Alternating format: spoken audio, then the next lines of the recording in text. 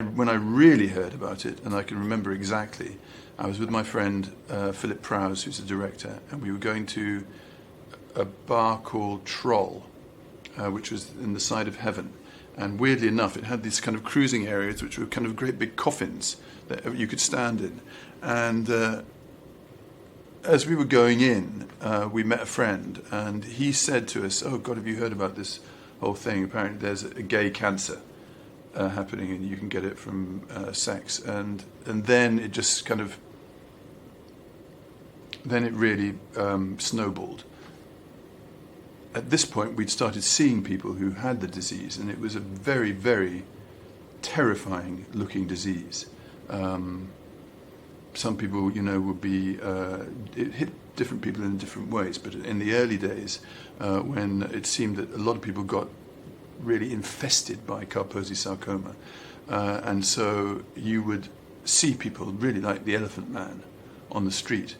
And once that had started, there was a kind of panic in the whole of society, and you'd notice going to, say, Sunday lunch with friends who had families, that the wife would take your plate and knife and fork rather gingerly from the table and take it separately to wash up on its own, and that's just what happened. And I don't think you felt angry about that. It was understandable, because also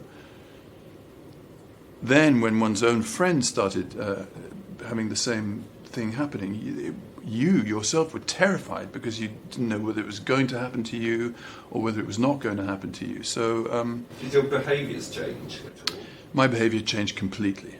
I became celibate for at least probably until about 1985. For 3 years, between 82 and 85, I was celibate. I was so terrified, because remember, you couldn't get a conclusive test until, I don't know which year, 1986 maybe, the HIV test.